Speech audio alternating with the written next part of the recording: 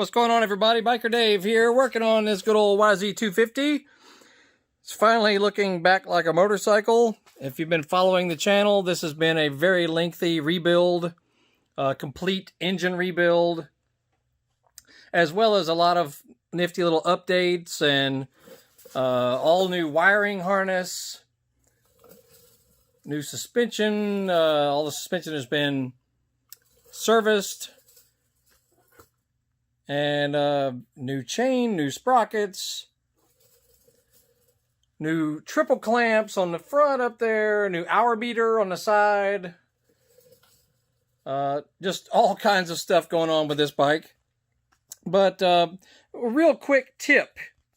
If you're adjusting your chain, or if you've, had to remove the wheel to maybe do a tire change or a tube repair or something like that, or whatever the reason is that you've had to remove the wheel, and you're installing maybe a new chain and sprockets, and you need to make the adjustments to the chain to make sure, you got the proper amount of slack. Make sure you refer to your service manual on that. But for most modern adult-sized motocross bikes, the slack is right around 2 inches, and you can check it right here.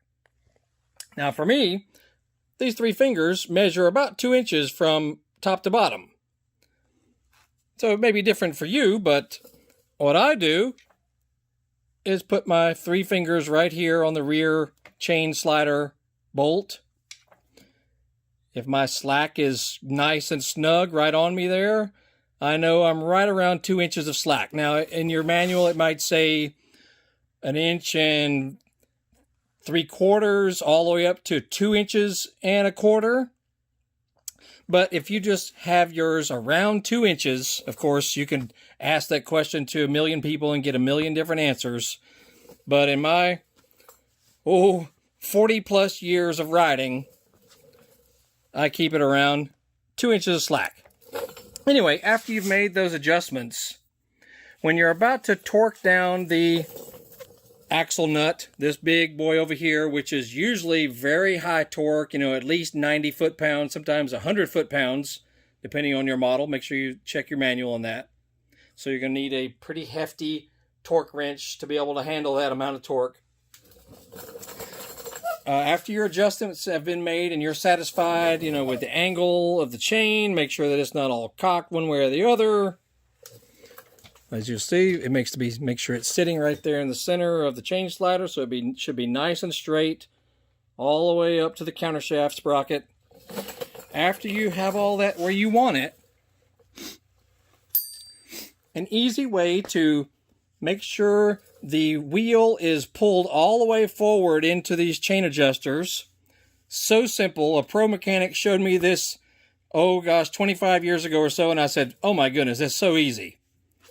All you do is take a small wrench, like a little 10 or an 8 or something like that.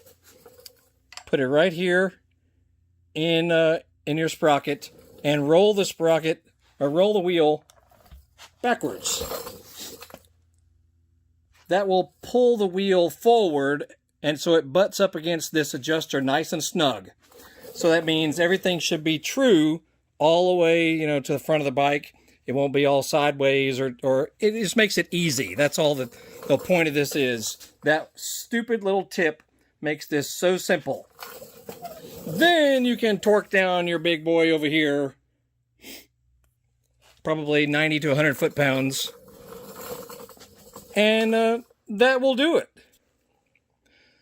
So that's all. One of those simple little tips from Uncle Biker Dave that you may have never heard of, but it works. It's so easy, and that's that. Because spring will be here before you know it, especially for you guys way up north.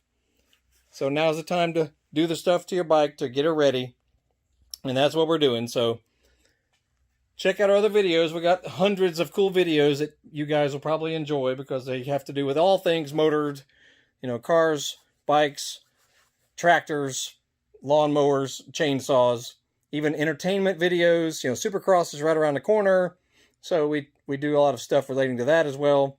We like anything with a motor that goes fast. And that's it for now, so check us out on eBay and Facebook as well. Horsepower House. Biker Dave signing off. Y'all have a great day. We'll see you.